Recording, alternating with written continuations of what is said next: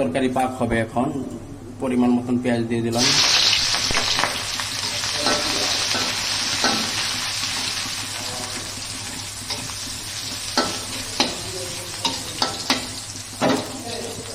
এই যে গাইস, এখন আমি পাক করছি। এই পাকের ঘেরানে কবিতর চলে আসছে 6 তলার উপরে। ডিমের তরকারি পাক করবো, পরিমাণ মতন মশলা দিয়ে দিচ্ছি।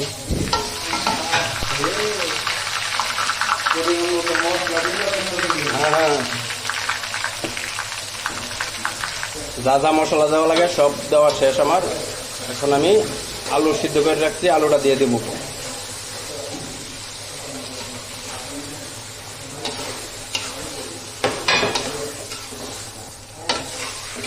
মশলা দেওয়া শেষ, আলু দেওয়া শেষ, সব কিছু কমপ্লিট।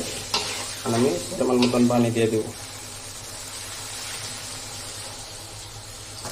কড়া করে ডিম ভাজে নিচ্ছি ভালো করে। ডিম আমার ভাজা শেষ, এখন আমি ডিমটাকে উল্টে দিচ্ছি। বাহ, কত সুন্দর ক্লিয়ার বাদামি কালার, সুন্দর। এখন আমি ডিম দিয়ে দিচ্ছি তরকারি, ডিমের তরকারি হবে। এই ডিম দিয়ে দিলাম। ডিম ভালো করে ভাজা নিয়ে ডিমের তরকারি। কে কে এই ডিমের তরকারি খাইছেন অবশ্যই কমেন্ট করবেন। যে যে না খাইছেন সেও বলবেন যে এই তরকারি খাইছি না। এই আলু দেওয়া ডিম পাকানো শেষ, তরকারি রান্নাম, ডিমের তরকারি।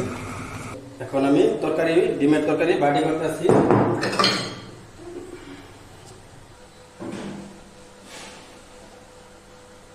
এই হচ্ছে আলু ভাজি ডাউল।